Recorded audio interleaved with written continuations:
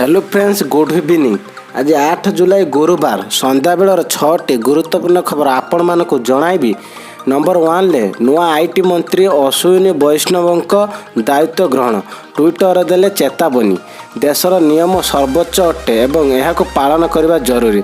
Action mode रे नुआ IT मंत्री अश्विनी वैष्णव गतकाली केंद्र कैबिनेट रे सामिल हेबा परे ओडिशा को बीजेपी राज्यसभा सांसद थिबा अश्विनी वैष्णव को बड़ दायित्व मिलिथिला। रेल विभाग सह जोगाजोग, सूचना प्रजुक्ति और इलेक्ट्रोनिक विभाग दायित्व अश्विनी वैष्णव को मिलिथिला। आज से दायित्व ग्रहण करने पर तुरंत निज काम आरंभ करिसेंती। केंद्र सरकार सह चलीथिबा ट्विटर विवाद को समाधान करने को जाई देशर नियम सर्वोच्च अटे एवं यार पालन करने जरूरी बोली ट्विटर को कहिसेंती। नंबर 2 रे OSSTET परीक्षार वंचित हेबे बीडी छात्र छात्री।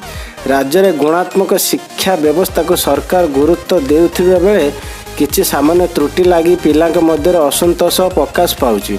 तेबे स्नातक 200 मार्क प्रसंग को नहीं छात्र छात्री मध्य असंतोष घोलिबारे लागिछि। एपरिक मेधावी पिला माने बीईडी पढ़ा को सुजोग पाउथिला बेले Odisha secondary school teacher eligibility test परीक्षार वंचित हेबा सह कॉन्ट्राक्चुअल शिक्षक लगी योग्य विवेचित नथिबा दुर्भाग्यजनक बोली अनेक मेधावी छात्र छात्री अभियोग करिसेंती।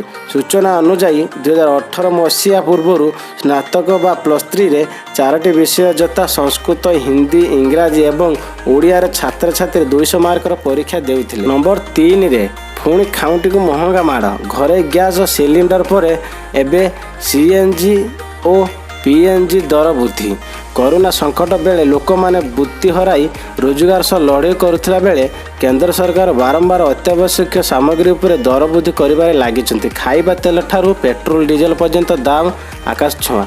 यहाँ मध्य सरकार गत सप्ताह घरे गैस सिलिंडर उपर दर वृद्धि करिथिबा बेले एबे पुणी सीएनजी और पीएनजी उपर दर वृद्धि होईछि। एबे सीएनजी चालुथिबा गाड़ी और पाइपलाइन जोग्य देउथिबा गैस उपभोक्ता उपर यार प्रभाव पड़वा को जाउ। नंबर 4 रे ग्राहक को सतर्क करने परामर्श देला एसबीआई। गोटे मेसेज खाली हो पारे अकाउंट। आजिकल बैंक ठकई मामला बढ़ुवा नजर आसी। गोटे फ्रॉड कॉल बा मेसेज आपण अकाउंट खाली करें एमती एक मामला सामना को आसी जो देशर lead bank state bank of India निज ग्राहक को अलर्ट करने सह लोक मानक सतर्क करिछि। फ्रेंड्स, जदि आपण अकाउंट स्टेट बैंक रे अछि तेबे सावधान हो जातु। गोटे छोटिया भूल पाई आपण को भारी क्षति सहवा को पड़ी था। एसबीआई रे एमती मामला को देखि निज ग्राहक को सतर्क करने परामर्श देइछि। नंबर 5 रे आसंता 11 तारिख रे दक्षिण ओडिशा एवं उत्तर आंध्र प्रदेश उपकूल केंद्रीय एवं उत्तर पश्चिम बंगोपसागर एक लघुचाप सृष्टि होगा संभावना रही। यार प्रभाव में दक्षिण ओडिशा रे केतेक जिले में वर्षा हेबो। एसत ओडिशा एवं पश्चिमबंग उपर एक घूर्णिबलय सृष्टि होइछि। यह प्रभाव में आसंता 5 दिन जाए राज्यर विभिन्न स्थान में घड़घड़ी सह वर्षा संभावना रही। आसंता 24 घंटा मध्य मयूरभंज, जगतसिंहपुर, कटक, देवगढ़, मयूरभंज, सोनपुर एवं बरगढ़ जिले में गोटे 2 स्थान में घड़घड़ी सह वर्षा होबार संभावना रही। नंबर 6 रे जुक्त 2 शेष वर्ष परीक्षार्थी मानक पार्टिकल रिपोर्ट दाखल करने को राज्य उच्च शिक्षा बोर्ड विज्ञप्ति।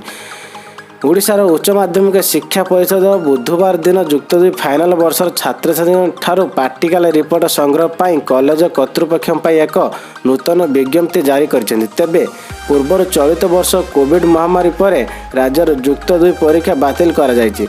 विज्ञप्ति को मिलता सूचना अनुसार प्राक्टिकल विषय गुड़िकर जो भारतीय संगीत, नाटक, नृत्य, वाद्ययंत्र एवं गीत भली व्यावहारिक रेकर्ड पाई कौनसी व्यवस्था नहीं। परीक्षार्थी को प्रत्येक 3 ରୁ 5 मिनिट समय ऑडियो बा वीडियो क्लिप प्रस्तुत करने को कहुई। जपरी विषय शिक्षक द्वारा निर्देशित एवं व्हाट्सएप माध्यम विषय शिक्षक को दाखल करने को कहुई।